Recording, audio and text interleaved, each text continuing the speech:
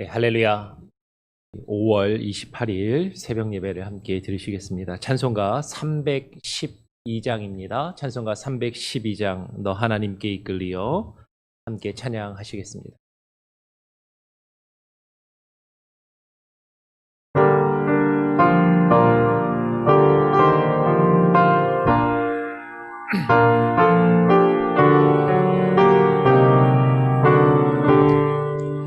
너 하나님께 이끌리어 일평생 주만 바라며 너 어려울 때 이주시고 언제나 지켜주시리.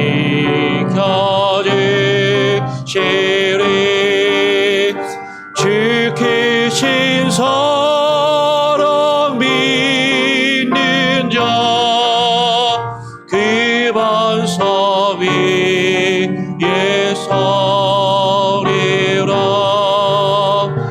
너 설레는 맘과 다듬고 희망 중에 가리면서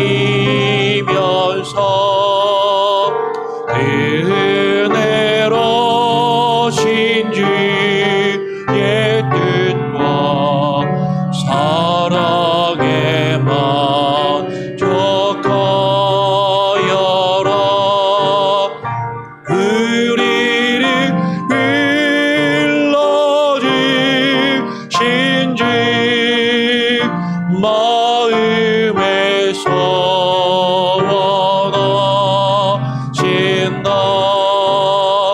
주 찬양하고 기도하며 내 번문이 서달아. 주 약속하신 모든 은혜 내게서 이루어지리라.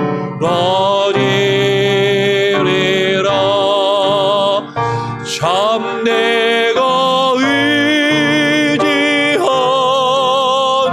자 주께서 기억하시리.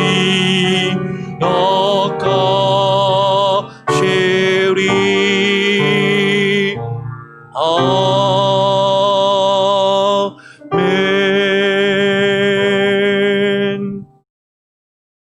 오늘 하나의 말씀은 에스더 1장입니다. 에스더서 1장 19절부터 22절까지 말씀을 함께 읽겠습니다. 에스더 1장 19절부터 22절까지의 말씀입니다.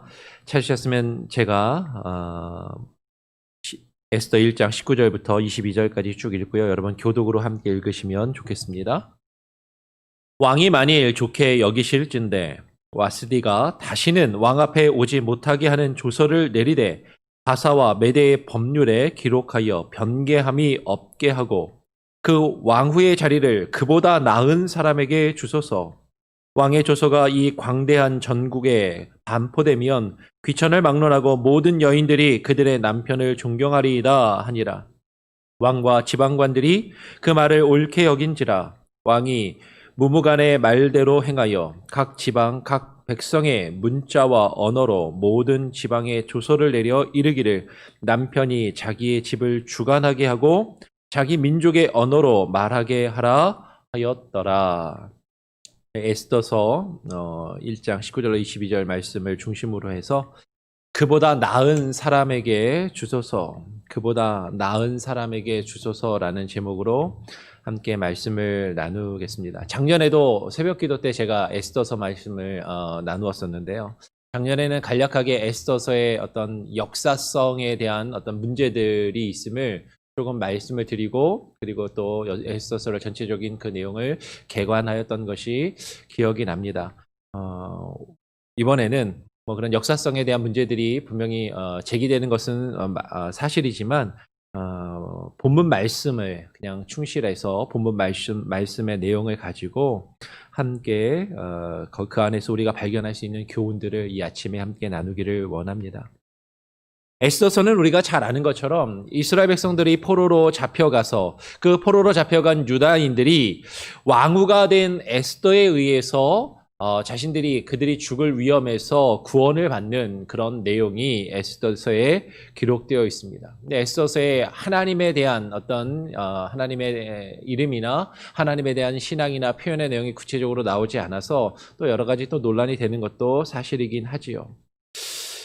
그러나 하나님께서는 분명히 그 에스더서의 하나님에 대한 기록이 이렇게 명확하게 구체적으로 기록되고 있지는 않음에도 분명히 하나님께서는 에스더라는 한 사람을 택하셔서 그 에스더를 통하여 하나님이 택하셨던 그 백성, 자신의 백성 이스라엘을, 그 유대인들을 구원하신 것을 우리는 분명하게 발견하게 되죠. 그런데 이 에스더는요, 처음부터 왕후였던 것이 아니었습니다. 에스더는 처음부터 왕후였던 것이 아니라 먼저 원래 왕후가 있었어요. 그 왕후의 이름은 와스디였습니다. 왕후 와스디라는 왕후가 먼저 있었는데 그 와스디의 자리를 대신하여 에스더가 왕후의 자리를 얻게 된 것이죠. 오늘 어떻게 에스더가 그 왕후의 자리를 얻게 되었는지를 간략히 한번 살펴보고 우리가 함께 그 안에서 발견할 수 있는 교훈들을 한번 나누기를 원합니다. 이스라엘 백성들이 포로로 잡혀가서 바벨론에 의해서 남쪽 유다가 멸망하고 바벨론의 포로로 끌려갑니다. 근데 그 바벨론이라는 제국이 우리가 보통 페르시아라고 이야기하는 바사 제국에, 그리고 메데 바사 제국으로 이게 정복이 됩니다. 전쟁에 의해서 메데가 페르시아를 점령하고 이제 바벨론 제국이 이제 바사 제국으로 넘어가는 것이죠. 그래서 바벨론의 포로로 끌려갔던 이스라엘 백성들이 제국이 변하였음에도 불구하고 계속해서 그 바사 메대 제국의 포로로 남아 있었어요. 포로로 잡혀가서 바사 메대 제국에 남아 있었던 그 유대인들은 포로로서의 삶을, 포로로 끌려온 자들의 삶을, 고단한 삶을 계속해서 살았습니다. 그리고 그 메대 제국의, 그 바사 제국의 하나의 높은 권력을 가지고 있었던 하만이라는 사람이 이 이스라엘 사람들을, 유다인들을 자신에게 고분고분하지 않고 자신에게 고개를 숙이지 않는다라는 이유로 그 간계를 부려서 유다인들을 다 죽이고자 하는 계략을 취하는 것이지요. 그런데 그 하만의 계략으로부터 하나님께서는 에스더와 그리고 모르드게라는 사람을 통하여 그 유다인들을 구원하신 내용이 에스더서에 기록되어 있습니다. 오늘 에스더서 말씀의 내용을 한번 보면 1장 1절부터 한번 쭉 다시 한번 보겠습니다. 1장 1절에 보면 이 일은 아하수에로 왕 때에 있었던 일이라고 이야기합니다. 메데바사 제국에 아하수에로라는 왕이 있었다라고 오늘 성경은 이야기하는 것이죠. 그 아하수에로는 1장 1절의 말씀을 보면 127지방을 다스리는 엄청나게 넓은 영토를 다스리는 왕이었습니다. 1장 1절은 인도로부터 구스까지, 인도부터 구스면은 아프리카 대륙까지를 이야기하겠죠. 127지방을 다스리는 엄청난 지역을 다스리는 제국의 왕이었습니다.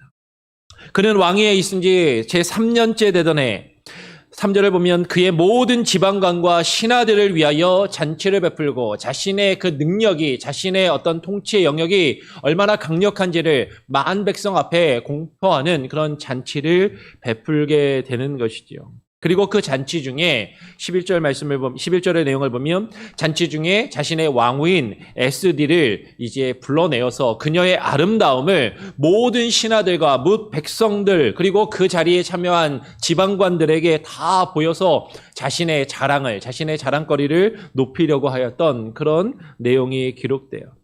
그런데 12절을 보면 왕후 와스디는 자신의 뜻과는 상관없이 아마 그 이전에도 7일 동안 여인들을 위해서 연애를 베풀었다는 내용을 보면 왕후 와스디도 나름 열심히 하였습니다. 그런데 이리저리 지금 연애로 계속되는 연애의 피로감을 느꼈던 것 같아요. 그리고 자신의 뜻과 상관없이 왕이 사람들 앞에 자신을 불러내자 이제 그곳에 가기를 원하지 않습니다. 그래서 12절 상반절은 내시가 전하는 왕명을 따르기를 싫어하였다라고 그렇게 이야기하는 것이죠. 이렇게 왕후 와스디가 자신의 명령을 거역하자 왕은 진노하여서 마음속이 불붙듯 하더라라고 오늘 12절 하반절은 이야기합니다. 속에서 불이 끓는 것이죠. 속에서 열불이 나는 것입니다. 자신의 말을 듣지 않는 왕후를 어찌하면 좋을까? 그는 이 마음에서 속에서 막 불이 타오르는 듯한 그런 화가 치밀어 올랐던 것입니다. 그래서 13절에 왕이 사례를 아는 현자들을 불러서 묻게 됩니다. 그 이전에 있었던 어떤 재판이나 판단의 어떤 사례들, 그 어떤 판례들, 우리말로는 보통 판례라고 이야기하지 않습니까? 어떤 일이, 사건이 있을 때 그 사건을 판단한 판례가 어떻게 되는지 그 사례를 아는 현자들을 불러서 이제 묻게 되는 것이죠. 왜냐하면 당시 그 나라에는 왕이 규례와 법률을 아는 자에게 묻는 전례가 있었다라고 그렇게 가로 안에 표현을 하고 있습니다. 왕이 현자들에게 물으니까 현자 중에 한 사람이었던 무무간이라는 사람이 있었습니다. 그 무무간이 대답하는 것이죠. 왕후 와스디가 지금 왕에게만 잘못한 것이 아니라 왕에게뿐만 아니라 뭇 백성에게도 잘못을 하였다라고 말하면서 이 일을 그냥 넘어가서는 안 된다라고 하는 것이죠. 그리고 그 왕후에게 지금 벌을 내리고 그리고 그것을 명확하게 모든 백성들이 알게 해야 함을 이제 이야기합니다. 그러면서 그 현자 무무간이 왕 앞에서 대답하기를 뭐라고 대답합니까? 19절에 보니까 그의 왕후의 자리를 그보다 나은 사람에게 주소서라고 이야기를 하는 것이죠. 그의 왕후의 자리를 그보다 나은 사람에게 주소서. 우리 19절 말씀 같이 한번 읽어볼까요? 19절입니다. 함께 읽어보겠습니다. 시작. 왕이 만일 좋게 여기실진대 와스디가 다시는 왕 앞에 오지 못하게 하는 조서를 내리되 바사와 메대의 법률에 기록하여 변개함이 없게 하고 그 왕후의 자리를 그보다 나은 사람에게 주소서라고 말합니다. 왕이 만일 좋게 여기실진대 와스디가 다시는 왕 앞에 오지 못하는 조서를 내리십시오. 이것을 공식적으로 명령을 내리십시오. 왕과 메대의 법률에 기록하여 그것에 변개함이 없게 하라고 지금 이야기합니다. 지금 공식적으로 왕후가 가지고 있는 힘을 제한하고 그 왕후의 자리를 다른 이에게 넘겨줄 것을 이야기하고 있는 것이죠. 그 왕후의 자리를 그보다 나은 사람에게 주소서. 근데 여러분 누가 그보다 나은 사람인가 하는 것입니다. 원래 있었던 그 왕후보다 더 나은 사람의 기준이 무엇인가 하는 것이죠. 거기에 대해서 우리는 조금 이따가 같이 한번 살펴보기를 원합니다. 이어서 21절에 왕과 지방관들이 그 말을 옳게 여기게 됩니다. 왕이 그 무무간의 말대로 행하는 것이죠. 그리고 22절에 넘어가서 각 지방, 각 백성의 문자와 언어로 모든 지방에 조서를 내립니다. 그리고 2장으로 넘어가게 되면 2장 2절에 왕의 측근들이 왕에게 말을 합니다. 왕은 왕을 위하여 아리따운 처녀들을 구하게 하시되 전국 각 지방의 관리를 명령하여 아리따운 처녀를 다 도성, 수산으로 모아서 후궁으로 드리라라고 왕께 청을 합니다. 그래서 왕의 눈에 아름다운 처녀를 와스디 대신 왕으로 삼으소서라고 그렇게 이제 왕에게 간청을 하니까 왕이 그 말을 좋게 여깁니다. 그리고 도성 수산에 한 유다인이 있었는데 그의 이름은 모르드게라고 하면서 모르드게라는 인물을 이제 소개를 하죠. 그리고 그 모르드게는 베냐민 자손이었다라고 이야기합니다. 그리고 그 모르드게는 한 사촌 여동생이 있었어요. 오늘 2장 7절 말씀을 보면 이렇게 이야기합니다. 그의 삼촌의 딸 하다사 곧 에스더를, 그러면 에스더의 원래 히브리식 이름이 하다사입니다. 익숙하지 않으신 분들이 많죠. 에스더라는 이름이 우리에게 너무나도 익숙하기 때문에 원래 에스더의 이름이 하다사입니다. 근데 이것이 포로로 끌려가서 바벨론식으로 그 한 이름이 에스더라는 것이죠. 근데 그 에스더는 누구냐면 모르드게 그의 삼촌의 딸이라고 이야기해요. 그의 삼촌의 딸이니까 사촌 여동생이지 않습니다. 사촌 여동생이지 않습니까? 보통 이제 모르드게가 삼촌이고 에스더를 조카로 알고 있는 경우들도 종종 있는데 에스더와 이제 모르드게는 본래 사촌인 것이죠. 그런데 나이 차이가 좀 났던 것 같아요. 그래서 모르드게가 자기 딸같이 양육하였는데라고 하는 것입니다. 그래서 이 표현 때문에 모르드게가 자기 딸같이 양육하였으니까 에스더가 모르드게의 조카인 것으로 알고 있는 분들이 종종 계시는데 오늘 2장 7절은 분명하게 이야기하죠. 모르드게와 에스더는 사촌 관계이고 사촌 여동생인 그 에스더를 지금 모르드게가 딸과 같이 양육하였습니다. 그런데 그 에스더가 와스디를 대신하여 왕후로 간택이 되었다라는 것을 오늘 성경은 우리에게 증거하는 것이에요. 근데 여러분, 아까 뭐라고 이야기합니까? 먼저 있었던 왕후 에스디보다 그보다 더 나은 사람에게 그 자리를 더 나은 사람에게 주소서라고 그 신하들이 간청하였습니다. 그런데 바사와 메대 제국에서 그 인간적인 기준으로 보면요, 에스더는 왕후 와스디보다 더 나은 사람이 결코 아니었다라는 것이죠. 여러분, 인간적인 기준으로 보면 에스더는 왕후 에스디보다 더 나은 것이 아니라 오히려 정말로 보잘것없는 사람이었다라는 것을 우리는 발견하게 됩니다. 2장 7절에서 이렇게 표현합니다. 에스더는 용모가 곱고 아리따운 처녀라고 했습니다. 에스더가 너무나도 미색이 있어서 아름다운 여인이어서 왕후가 되었나 보다라고 생각할지도 모르겠어요. 그런데 에스더가 왕후가 된 것은 단순히 그의 외모 때문에, 그의 용모 때문에 왕후가 된 것이 아니었습니다. 왜 그렇습니까? 그 앞의 내용을 우리가 살펴보았던 것처럼 1장 11절에서 분명히 이야기해요. 1장 11절에 보면 아하수에로 왕은 왕후 에스디가 너무나도 아름다웠기 때문에 그 왕후 와스디의 그 용모가 보기 좋아서 그녀의 아름다움을 많은 사람들에게 보이고 자랑하기를 원하였던 것입니다. 그러니까 에스더만 이뻤던 것이 아니라 와스디도 어쩌면 에스더보다 더 이뻤는지도 모르겠어요. 에스더가 이뻤기 때문에 그 미모 때문에 왕후의 자리에 오른 것은 결코 아니고 와스디가 미모가 부족해서 왕후의 자리에서 그 자리를 빼앗기게 된 것은 결코 아니다라는 것입니다. 그리고 2장 7절을 다시 보면 모르드게가 에스더를 자기 딸과 같이 양육하였지만 에스더는 부모가 죽고 없는 고아였던 것입니다. 여러분, 우리가 보통 사람들도 결혼할 때요, 여러분의 자녀들을 누군가에게 결혼시키고 시집장가 보내실 때 우리가 뭐 거기에 꼭 얽매일 필요는 없을지도 모르지만 많은 경우에 상대방의 부모를 보지 않습니까? 그 집안을 보잖아요. 나의 자녀가 누구 어떤 고아 출신인 사람과 결혼을 하겠다고 하면 물론 그것 때문에 꼭 반대할 이유가 아닐 수도 있지만 그러나 마음 한편으로는 왜 고아를 만나서 결혼하려고 할까라는 생각이 들 수도 있을 거예요. 그리고 일반적인 결혼도 아니고 지금 왕후를 뽑는 자리인 것입니다. 그런데 부모가 죽고 없는 고아를 지금 고아가 왕후의 자리에 오른다라는 것은 결코 쉬운 일이 아니었다라는 것이죠. 여러분, 지금 집안과 가문을 중요하게 생각해서 일반 사람들도 결혼을 시키는데 왕후를 뽑는 그 자리에 부모가 없는 고아를 왕후로 뽑게 된다라는 것은 결코 쉬운 일이 아니었다라는 것이죠. 2장 6절을 보면 또 어떻게 표현합니까? 모르드게와 에스더는 전에 바벨론 왕 느부갓네살이 예루살렘에서 사로잡아온, 그러니까 모르드게와 에스더는 예루살렘에서부터 사로잡혀온 포로 출신이었다라는 것을 오늘 성경은 분명하게 이야기하고 있는 것이에요. 여러분, 고아였고 포로 출신이었습니다. 아니, 한 나라의 왕후가 될 정도라고 하면 그 집안이 그래도 대단하고 그 가세가 대단한 사람을, 그래도 그 배경이 좀 있는 사람을 뽑지 않겠느냐 하는 것이에요. 1장 14절에 보면 이런 표현이 있습니다. 1장 14절에 나라 첫 자리에 앉은 바사와 메대의 7 지방관이 있었다라는 것이에요. 그 당시 그 메대 바사 제국의 왕을 늘 가까이서 아련하고 왕과 함께 그 대면하며 그 나라의 첫째 자리에 앉은 7명의 신하들이 있었다라는 것이죠. 그 7 지방간의 가문이나 출신 성분 정도는 되어야 그래도 왕후의 자리에 오를 수 있는 것이 아닌가, 그것이 가능하지 않겠는가 사실 우리는 생각할 수 있다라는 것이에요. 인간적인 기준으로 보면 그렇다라는 것이죠.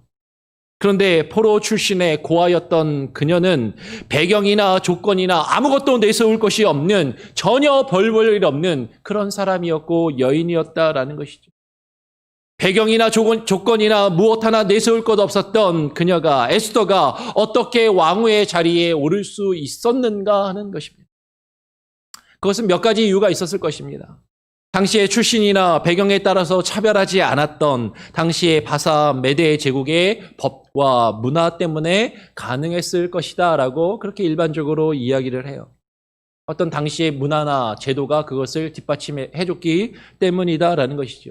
실제로 2장 3절을 보아도 왕후를 뽑을 때 어떻게 합니까? 전국 각 지방에서 아리따운 처녀를 다 도성수산으로 모아 후궁으로 들였다라고 이야기합니다.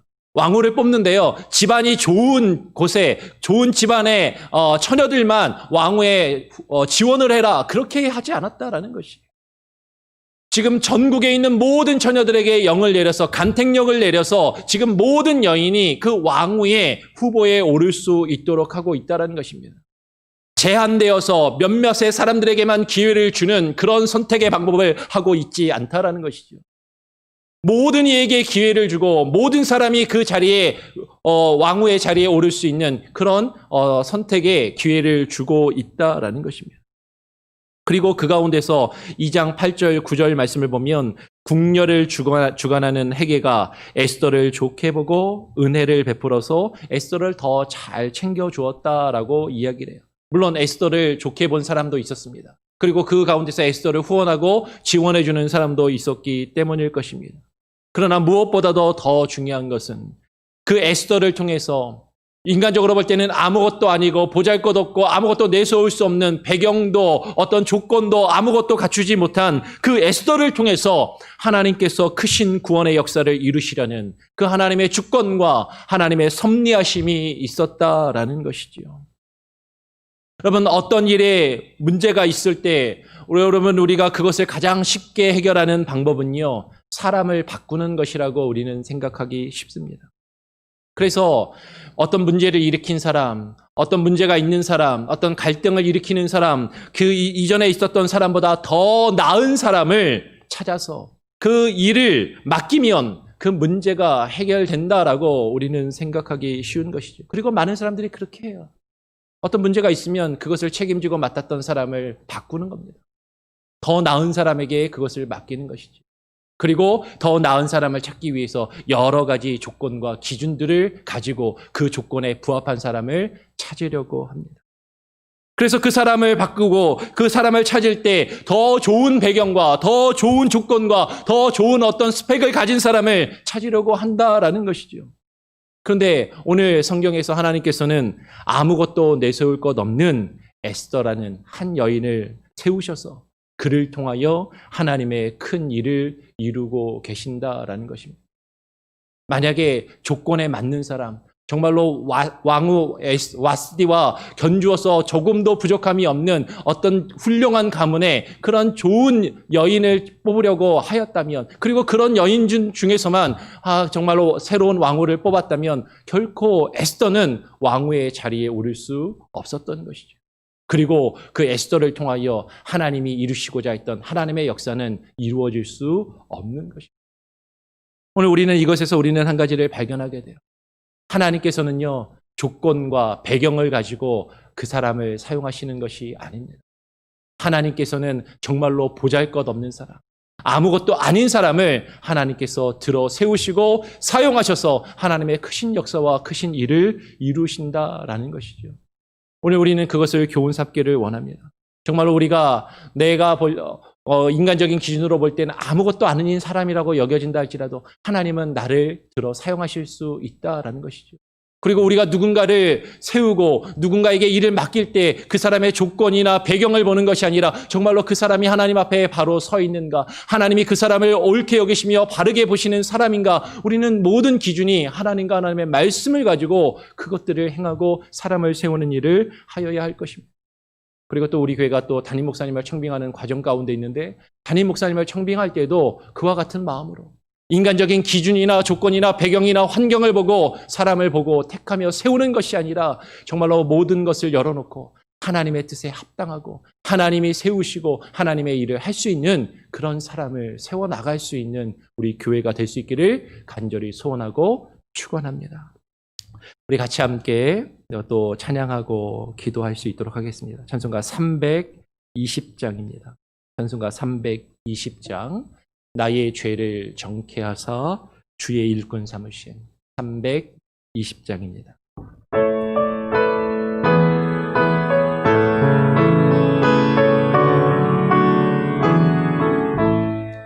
나의 죄를 정케 하사 주의 일꾼 삼으시 그 세지의 넓은 사랑 항상 찬송합니다. 나를 일꾼 삼으신지 그 신 능력 주시고 언제든지 주 뜻대로 사용하여 주소서. 내게 부어주시려고 은혜 예비하신 주 주의 은혜 채워주사 능력 있게 하소서. 나를 일꾼 삼으신 주 그 신 능력 주시고 언제든지 주 뜻대로 사용하여 주소서.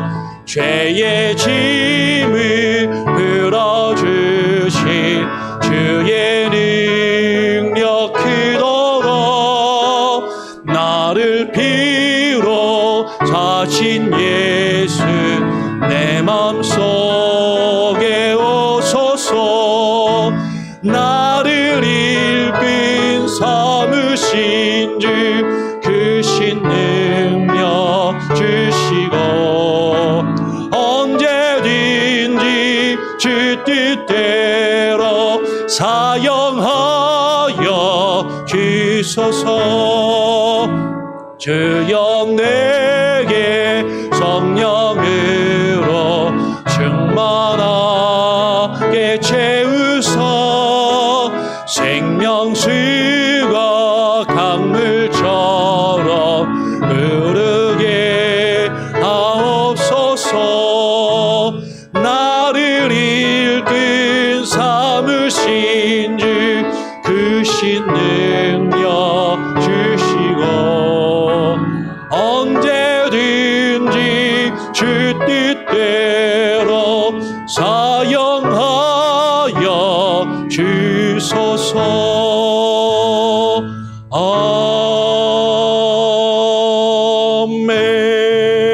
아멘. 오늘 함께 나눈 말씀을 기억하면서 기도하기를 원합니다. 하나님께서는요, 누군가에게 어떤 자리를 맡기시고 어떤 사람을 세우실 때 그 사람의 조건이나 환경이나 배경을 보고 세우시는 것이 아닙니다. 우리가 잘나고 능력이 있어서 하나님이 우리를 들어 사용하시는 것이 아니라는 말씀이죠. 우리가 아무리 부족하고 연약할지라도 하나님이 우리를 들어 하나님의 뜻에 합당하게 사용하실 수 있습니다. 중요한 것은 하나님께서 우리를 부르시고 사용하실 때 그 하나님의 부르심에 우리가 겸손히 반응하며 하나님 앞에 나아가 주님께 쓰임받도록 우리가 겸손한 마음으로 준비되는 것일 것입니다. 하나님의 선한 도구로, 하나님의 구원의 역사를 이루어가는 선한 도구로 내가 사용되게 하여 주시옵소서. 하나님, 아무것도 내세울 것 없는 제가 하나님께 쓰임받을 수 있는 귀한 선한 도구가 되게 하여 달라고 여러분 첫 번째 기도하시고요.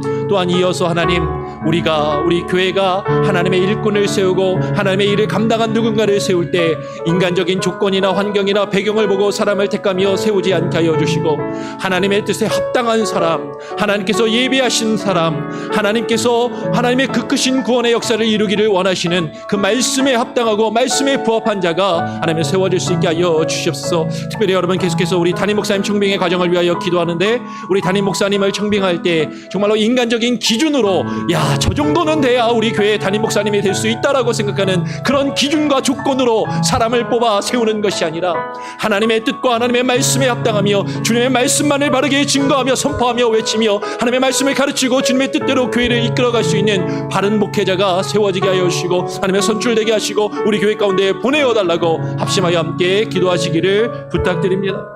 이어서 여러분 교육부서를 위해서 기도하는데요.